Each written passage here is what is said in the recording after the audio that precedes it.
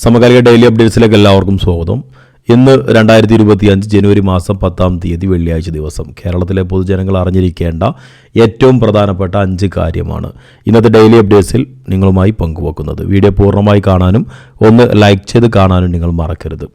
ആദ്യമായി അറിഞ്ഞിരിക്കേണ്ടത് സ്വർണവും വിലയേറിയ രത്നങ്ങളും ഒരു സ്ഥലത്ത് നിന്ന് മറ്റൊരിടത്തേക്ക് കൊണ്ടുപോകുന്നതിന് ഇ-വേ ബില്ല് നടപ്പാക്കുന്നത് താൽക്കാലികമായി നിർത്തിവച്ചു.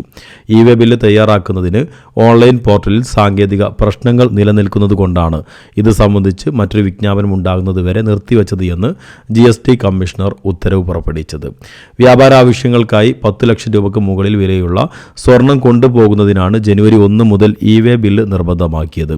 തീരുമാനത്തിനെതിരെ തുടക്കം മുതൽ തന്നെ വിമർശനം ഉയർന്നിരുന്നു. സ്വകാര്യ വ്യക്തികൾക്ക് നിലവിലെ വിലയനുസരിച്ച് 35 ലക്ഷം രൂപയിലധികം വില വരുന്ന 500 ഗ്രാം സ്വർണം കൈവശം വെക്കാമെന്നിരിക്കെ 10 ലക്ഷം രൂപയിലധികം വില വരുന്ന സ്വർണത്തിന് ഇ-വേ ബില്ല് ഏർപ്പെടുത്തുന്നത് അത് അശാസ്ത്രീയമാണ് എന്നാണ് പ്രധാനമായിട്ടും ഉന്നയിച്ച ആരോപണങ്ങൾ. 10 ലക്ഷം പരിധി എന്ന് ഒഴിവാക്കി പകരം 500 ഗ്രാം സ്വർണത്തിന് മുകളിൽ എന്നാക്കണമെന്ന് all Kerala gold and silver merchant അസോസിയേഷനും ആവശ്യപ്പെട്ടിരുന്നു. ഇപ്പോൾ താൽക്കാലികമായി ഈ നിയമം നടപ്പാക്കുന്നതിൽ നിന്ന് പിന്നോട്ട് പോയിരിക്കുകയാണ് സർക്കാർ.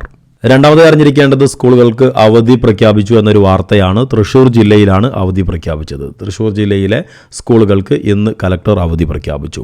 63ാമത് സംസ്ഥാന സ്കൂൾ കലോത്സവത്തിൽ തൃശ്ശൂർ ജില്ല 26 വർഷത്തിനു ശേഷം ചാമ്പ്യന്മാരായി സ്വർണ്ണക്കപ്പ് നേടിയതിന്റെ ആഹ്ലാദ സൂചകമായാണ് വെള്ളിയാഴ്ചയായി ഇന്ന് കലക്ടർ അവധി പ്രഖ്യാപിച്ചത്. ജില്ലയിൽ സർക്കാർ, എയ്ഡഡ്, അൺഎയ്ഡഡ്, CBSE, ICSE ഉൾപ്പെടെയുള്ള എല്ലാ സ്കൂളുകൾക്കും അവധിയായിരിക്കുമെന്ന് ഉത്തരവിൽ പറയുന്നുണ്ട്. മൂന്നാമതായി സംസ്ഥാനത്ത് സാമൂഹ്യ സുരക്ഷാ പെൻഷൻ വാങ്ങുന്ന ആളുകൾക്ക് ഏറെ സന്തോഷം നൽകുന്ന ചില അറിയിപ്പുകളാണ് ഇപ്പോൾ പുറത്തു വരുന്നത്. ഫെബ്രുവരി മാസത്തിൽ അവതരിപ്പിക്കാനിരിക്കുന്ന ബജറ്റ് സമ്മേളനത്തിന് മുൻപ് തന്നെ മുടങ്ങിക്കിടക്കുന്ന സാമൂഹ്യ സുരക്ഷാ പെൻഷൻ വിതരണമുണ്ടാകുമെന്നാണ്. ഒരു മാസത്തെ വിതരണമുണ്ടാകുമെന്ന ചില അറിയിപ്പുകളാണ് വരുന്നത്.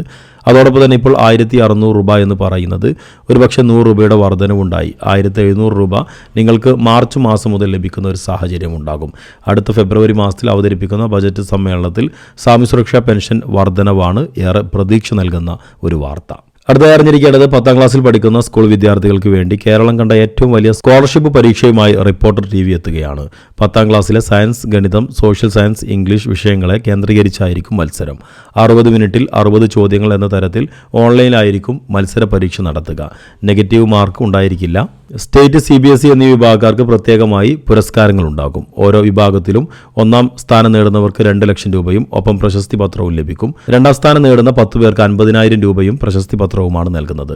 3ാം സ്ഥാനത്തെത്തുന്ന 20 പേർക്ക് 25,000 രൂപ ലഭിക്കും. ജനുവരി 26 റിപ്പബ്ലിക് ദിനത്തിലാണ് ഈ മത്സരം നടക്കുന്നത്. ഇതിൽ പങ്കെടുക്കാൻ താല്പര്യമുള്ള 10ാം ക്ലാസ്സിൽ പഠിക്കുന്ന വിദ്യാർത്ഥികൾക്ക് താഴെ ഞാൻ അതിൻ്റെ ഡിസ്ക്രിപ്ഷനിൽ ലിങ്ക് നൽകുന്നുണ്ട്. അതിലൂടെ നിങ്ങൾക്ക് അപേക്ഷ കൊടുക്കാൻ സാധിക്കുന്നതാണ്.